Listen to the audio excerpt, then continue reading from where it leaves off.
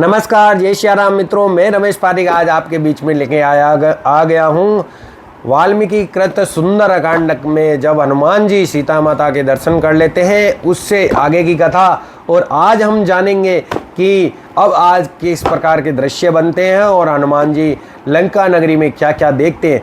हनुमान जी की सहायता करने के लिए चंद्रमा उदित हुआ ताकि वे सीता और उनके चारों ओर तैनात भयानक राक्षसनियों को देख सके। उनमें से कुछ राक्षसनियों की केवल एक ही आंख थी और एक ही कान था। एक राक्षसनी की समूची काया पर भी कान ही कान थे और एक अन्य की नाक उसके ललाट के मध्य थी।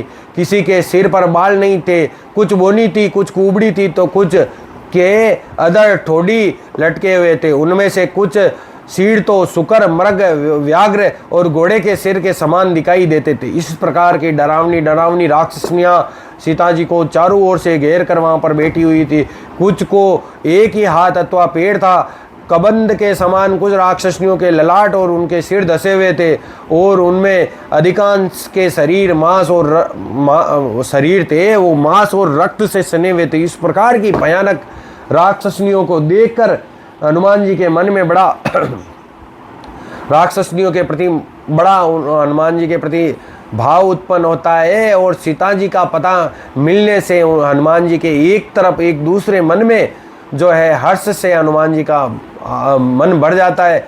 हनुमान जी के नेत्रों में आंसू छलक आते हैं सीता मैया का पता लगने की। जब बात से वो आश्वस्त हो जाते हैं तो हनुमान जी वहीं अशोक वृक्ष के शिखर पर बैठे हुए सीता जी को देखते रहते हैं। वाद्य यंत्रों सहित अपना यशोगान करने वाले भाटों को सुनकर रावण प्रभात होने से पूर्व ही जाग जाता है। रावण उठते ही सीता के विषय में सोचने लगा क्योंकि वे उनके प्रति अपनी आसक्ति को नियंत्रित करने में असमर्थ था। विदेह की राजकुमारी के प्रति अपनी इंद्रिय लालसा को नियंत्रित करने के में असमर्थ रावण 100 सुंदरियों के साथ अशोक वाटिका की ओर चल पड़ा। उन स्त्रियों के हाथ में स्वर्ण दीपक, चामर, गदे, जल और अन्य सामग्रियां थी। पूर्व रात्रि के नशे के प्रभाव में अब भी रावण डगमगा कर चल रहा था और उसके पीछे अनेक सुंदर स्त्रियां चल रही थी जो मेघू के पीछे से चमकती हुई बिजली की भांति प्रतीत होती थी। रावण को आते देखकर हनुमान ने शिवम को सघन पत्तियों वाली शाखाओं के पीछे छुपा लिया। सीता ने जैसे ही रावण को आते देखा उन्होंने यथासंभव अपना तन ढक लिया और कांपते हुए विलाप करने लगी, रोने लगी। नीचे भूमि पर बैठी वे किसी समुद्री तूफान में फंसी दुर्बल नाव की भांति हिल रही थी। अपनी उस दयनीय दशा में सीता ऐसी प्रतीत हो रही थी जैसे ज्ञान धूमिल पड़ गया हो, आशा पराजित हो गई हो, किसी आज्ञा की अवहेलना हुई हो या कोई पवित्र वेदी दूषित हो गई हो। वे ऐसी लग रही थी मानो पूर्णिमा के चंद्रमा पर ग्रहण लग गया हो, मानो किसी सेना की करारी पराजय हो गई हो, या कोई ऐसा जल स्रोत है जो कोई ऐसा झरना है वो अनावृष्टि के कारण जैसे सूख गया हो, ऐसा प्रतीत हो रही थी सीता मैया। वे उस जलाशय उस मतलब तालाब की भांति दिखाई दे रही थी जिसके सारे कमल नष्ट हो गए हो और वे बुझी हुई अग्नि अथवा भय के कारण भागे हुए पंछी के समान लग रही थी। उपवास और शोक से सीता का तन जो है कमजोर हो गया था, उदास हो गया था। रावण सीता के सन्मुख आकर उन्हें बहकाने की आशा में बोलने लगा, हे स्वर्ण सुंदरी, अपने शरीर को क्यों ढकती हो? विशाल नैनों वाली सुंदरी, मैं तुम्हारे प्रेम में व्याकुल हूँ, अतएव तुम अपनी लज्जा को त्याग दो, मेरी बात मान लो प्रिय, तुम्हें पाने की मेरी असहनीय लालसा जो है वो पूर्ण करो। पराई स्त्रियों को हर लाना और उनके साथ जो है बलात् करना ये सदैव ही राक्षसों की रीति रही है, किंतु मैं अब तक तुम्हारा स्पर्श नहीं करूँगा जब तक तुम मुझे स्वेच्छा से मुझे स्वीकार नहीं कर लो। हे सुंदरी, तुम जो ये इसके पीछे भी एक कहानी है जो मैं आगे आपको बताऊंगा कि वो क्यों स्पर्श नहीं कर सकता है सीता मैया को। ये रावण अभी खुद नहीं बता रहा है, वो उनको खाली इमोशनली अटैचमेंट में प्रभावित करने की कोशिश कर रहा है कि वो कहीं मान जाए। लेकिन इसके पीछे की जो कहानी है वो अलग है कि रावण जो है क्यों सीता मैया को स्पर्श नहीं कर सकता है।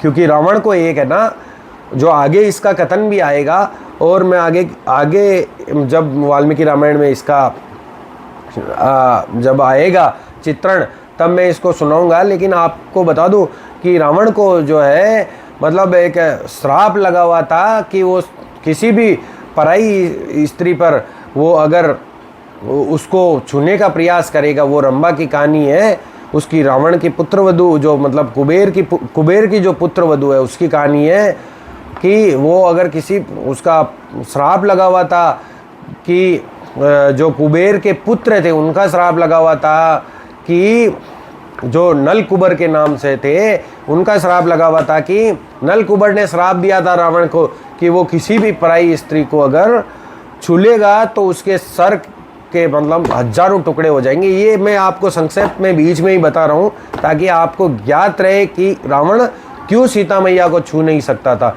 लेकिन वो यहाँ पर ये दृश्य नहीं दिखा रहा है, वो यहाँ पर ये दिखा रहा है कि मैं आपको जानबूझकर नहीं छू रहा हूँ, वो प्रेम के जाल में फंसाने की कोशिश कर रहा है।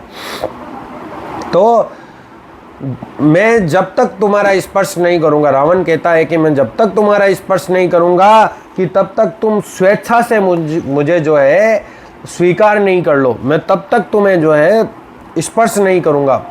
हे सुंदरी, तुम आसन्न रहित भूमि पर क्यों बैठी हो? तुमने मेले वस्त्र क्यों धारण किए और क्यों अकारण उपवास करती हो? तुम अपने केसों की एक चोटी क्यों बनाती हो और निरंतर क्या चिंतन करती रहती हो? तुम्हारे समान चित्ताकर्षक राजकुमारी को ऐसा व्यवहार शोभा नहीं देता है। मेरी रानी बन जाओ और उस राजोचित वैभव का आनंद लो जिसकी समता तीनों लोकों में नहीं है। तुम्हें सर्वोत्तम हार, चंदन के लेप, इत्र और आभूषण मिलेंगे, खाने के लिए उत्तम भोजन और पीने के लिए सुस्वादु पेय और विश्राम करने के लिए बहुमूल्य सैया मिलेगी और तुम संगीत, गान और नृत्य का आनंद उठा सकती हो। हे सर्वश्रेष्ठ सुंदरी, युवावस्था जो है शीघ्र ही ढल जाती है, अतः तुम्हारा हट्ट करना मूर्खता है। तुम्हारा मुख चंद्रमा से भी अधिक उज्जवल है, सबसे अधिक सुंदर तुम हो और तुम्हारे शरीर की रचना किसी निपुण कलाकार की कला की प्रकाष्ठा है। तुम मेरी प्रियतमा बन जाओ, बल्ले मैं तुम्हारी प्रसन्नता के लिए मैं कुछ भी करने को लिए तैयार हूँ। तुम चाहो तो मैं सारी पृथ्वी जीतकर तुम्हें गिफ्ट के स्वरूप में वो सारी पृथ्वी जो है पुरस्कार के रूप में तुम्हें दे दूंगा। तुम्हारे पिता राजा जनक को भी भेंट कर दूं, अगर तुम कहो तो राजा जनक को भेंट कर दूं या तुम्हें भेंट कर दूं।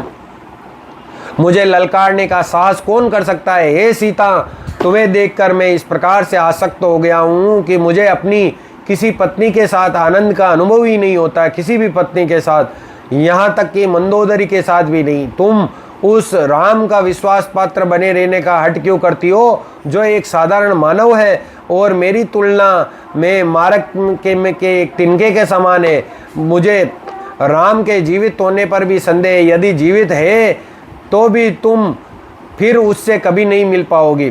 सीता ने रावण के प्रत्यक्ष संपर्क करने की उसकी अपनी अनिच्छा के संकेत के स्वरूप में स्वयं एवं रावण के मध्य एक तिनके को रख दिया। सीता माता ने वे शिष्टता से बोली, तुम अपना मन मुझसे विमुख करके अपनी पत्नियों के साथ लगाओ, तुम मुझे कभी भी प्राप्त नहीं कर सकोगे। ठीक उसी प्रकार जैसे कि एक पापी मनुष्य पूर्णता को प्राप्त कर पाने में असफल हो जाता है। मेरा जन्म कुलीन परिवार में हुआ था एवं धार्मिक रीतियों से मेरा विवाह हुआ है। मैं धार्मिक नियमों के विरुद्ध कोई कार्य नहीं करूंगी। मेरी सहमति प्राप्त करने की आशा छोड़ दो। रावण की ओर पीठ करके सीता ने आगे बोला, चूंकि तुम स्वयं को धर्म के मार्ग से जो है विमुख करके नीति के विरुद्ध कार्य कर रहे हो, अतः तुम अपने संपूर्ण राज्य के विनाश का कारण बनोगे। उन व्यक्तियों का अनुसरण क्यों नहीं करते जो स्वयं अपनी एवं अन्यों की पत्नियों की रक्षा करते हैं? वह मूर्ख जो अपनी पत्नी से असंतुष्ट रहता है एवं अन्यों की पत्नियों में सुख खोजता है, उसका विनाश निश्चित है। तुम क्यों भले और भद्र मनुष्यों के उपदेशों की अवहेलना करते हो? तुम क्यों सभी राक्षसों के विनाश का कारण बनना चाहते हो? क्या तुम्हें ये ज्ञात नहीं है कि नीच व्यक्तियों के विनाश पर सभी आनंद मनाते हैं? मैं तुम्हारे इन तुच्छ वैभव और राजोचित सुविधाओं में कभी आकर्षित नहीं होने वाली। मेरा संबंध राम के साथ है और वैसा ही राम के साथ ही रहेगा। जैसा सूर्य की किरणों के साथ संबंध रहता है, उसी प्रकार मेरा संबंध राम के साथ ही रहेगा।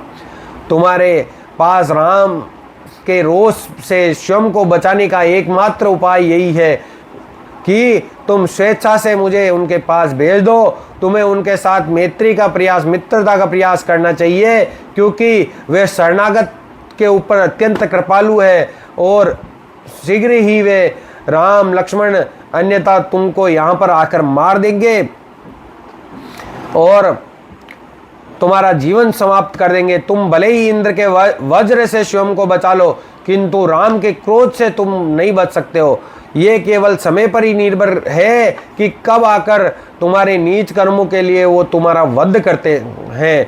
रावण ने कटाक्ष किया। सामान्यतः जब कोई पुरुष किसी स्त्री के साथ विनयपूर्वक वार्तालाप करता है, तब स्त्री भी सकारात्मक प्रतिक्रिया देती है, किंतु तुम्हारे विषय में ये विपरीत ज्ञात होता है। तुम्हारे इन कटु वचनों के लिए मुझे तुम्हारा वध कर देना चाहिए। तुम भाग्यशाली हो कि तुम्हारे प्रति जो मेरा प्रेम है उसी ने मेरे क्रोध को नियंत्रण में कर रखा है। जैसे एक सारथी अपने नियंत्रण में नहीं आने वाले घोड़ों को बांध कर रखता है। प्रेम का विचित्र स्वभाव तो देखो, जब कोई स्त्री अपने प्रियतम के प्रति रूखा व्यवहार करती है, तब उसका प्रियतम उस स्त्री के प्रति और भी अधिक प्रीति दर्शाता है। यही एकमात्र कारण है कि मैं तुम्हारा वध नहीं करूंगा, अन्यथा तुम अपमान एवं वध के योग्य ही हो। तुम्हें दी गई 1 वर्ष की अवधि में 10 महीने बीत चुके हैं। अब केवल 2 मास की प्रतीक्षा करूंगा। इसके पश्चात यदि तुमने मेरे प्रेम की अवहेलना की तो मेरे रसोइये तुम्हारे टुकड़े टुकड़े करके उससे बने हुए भोजन की मेरे लिए व्यवस्था कर देंगे। इस प्रकार से रावण है जो सीता मैया को धमकाता है। वहाँ उपस्थित रावण की अनेक पत्नियों ने जो उसके द्वारा बलपूर्वक हरकत लाई गई थी, रावण की चेतावनी सुनकर सीता के प्रति सहानुभूति की अनुभूति की जो है फील करती है। जैसे ही रावण चलने के लिए तैयार हुआ, उन्होंने सीता को थोड़ा आश्वस्त किया। उनके सहानुभूतिपूर्ण वचनों से सीता को सांत्वना मिली। इस प्रकार सीता का उत्साह बढ़ा और उन्होंने पुनः रावण की भर्त्सना करते हुए कहा, हे रावण, तुम्हारे राज्य में कोई तुम्हारा शुभेच्छुक नहीं हो सकता है, क्योंकि तुम्हारा विनाश करने वाले जो है इन अनैतिक कृत्य को संपन्न करने के लिए तुम्हें रोकने का प्रयास किसी ने नहीं किया है। सब तुम्हारा मतलब जो है विनाश ही चाहते हैं, इसलिए सब तुम्हें रोकने का प्रयास नहीं कर रहे हैं। इसलिए मैं मित्रों कहता हूँ, कई लोग आज मतलब सत्य को जो है अपना दुश्मन समझते हैं, लेकिन यहाँ पर सीता मैया है जो खुद अपने शब्दों में कह रही है कि जो गलत कार्य को करते हुए रोकता है वही तुम्हारा हितैषी है। अगर तुम्हें गलत कार्य करते हुए वो दंडित करवा के रोकने का प्रयास करता है, वही तुम्हारा असली हितैषी है, वही तुम्हारा सखा है। जो तुम्हें गलत कार्यों के लिए उकसाते हैं, प्रेरित करते हैं या जो तुम्हारा साथ देते हैं, वो तुम्हारा पतन चाहते हैं और वो एक दिन तुम्हारा विनाश अवश्य ही करवा देंगे। तो सीता मैया ने रावण को इस प्रकार से चेताते हुए कहा है कि जो तुम्हें रोकने का प्रयास नहीं कर रहे हैं वो अवश्य ही तुम्हारा विनाश चाहते हैं। अगर वो तुम्हारे इस दुष्कर कार्य, जो तुम धर्म विरोध के कार्य के लिए अगर तुम्हें को रोकते हैं, तो वो तुम्हारे हितैषी होते हैं। इसलिए यहाँ पर तुम्हारा हितैषी कोई नहीं है रावण, तुम सचेत हो जाओ। वो सब लोग तुम्हारा मतलब जो है विनाश ही चाहते हैं। राम एक शक्तिशाली गजराज है और तुम मात्र एक छोटे शशक के समान हो। तुम केवल राम की अनुपस्थिति में ही ऊंचे स्वर में बोल सकते हो। मैं अपनी यौगिक शक्ति का उपयोग करके तुम्हें तुरंत ही भस्म कर सकती हूँ, अभी का अभी यहाँ पर भस्म कर सकती हूँ, किंतु मैंने ऐसा करने के लिए स्वयं को रोक रखा है, क्योंकि राम ने मुझे ऐसा करने की आज्ञा नहीं दी है। मैं उनकी आज्ञा के बिना कोई काम नहीं कर सकती हूँ। तो तुम मूर्ख हो, क्योंकि भगवान राम की पत्नी का अपहरण कर पाना असंभव है। तुम ऐसा केवल इसलिए कर सके क्योंकि विधाता ने तुम्हारी मृत्यु का जो निमित्त है वो मुझे बनाया है। इस प्रकार से जो उनके चारों ओर खड़ी राक्षसनियों ने अपनी बर्छी, कुठार और छुरा आदि हथियार उठाकर उन्हें धमकी देने लगी। एक राक्षसनी चिल्लाई, तुम युवती हो, कोमल और मृदु हो, यदि तुमने स्वयं को रावण को समर्पित नहीं किया तो इसी क्षण में तुम्हारे हृदय और तुम्हारे लीवर और तुम्हारे जो है किडनी का भक्षण कर लूँगी। दूसरी ने कहा, तो इसका हिंदी शब्द भी बता देता हूँ, अंग्रेजी शब्द आ गया है। तो वो राक्षसनियाँ बोलती है कि हम तुम्हारे हृदय, यकृत और पलिया का भक्षण कर लूँगी। दूसरी ने कहा, मैं तुम्हारे गुलाब से लाल गालों को खा जाऊँगी। कोई बोलती है मैं तुम्हारी जांघू का स्वाद लूँगी, कोई बोलती है मैं गालों को खा जाऊँगी, कोई बोलती है यकृत को, कोई बोलती है किडनी को, कोई बोलती है फेफड़ों को। इस प्रकार से कोई बोलती है मैं तुम्हारा उष्ण रक्त पी जाऊँगी, जो है गरम गरम खून पी जाऊँगी। इस प्रकार से राक्षसनियाँ माता जानकी जी को विभिन्न प्रकार की धमकियाँ जो है देती है। तब बीच में एक अन्य राक्षसनी बोल पड़ी, मुझे ये झगड़े पसंद नहीं है, चलो मैं इसे काट कर समान भागों में विभाजित कर लूँ, मदिरा मंगवाई जाए। आज हम सब इसके मांस के भोज का उत्सव मनाएंगे और देवी निकुंबिला के सन्मुख नृत्य करेंगे। इस प्रकार से भयानक वचनों को सीता स्वयं नहीं कर सकी और वो फपक फक कर रो पड़ी, विलाप करने लगी। भय के मारे कांपती हुई स्वर में बोली, हे राम, हे लक्ष्मण, दया करो।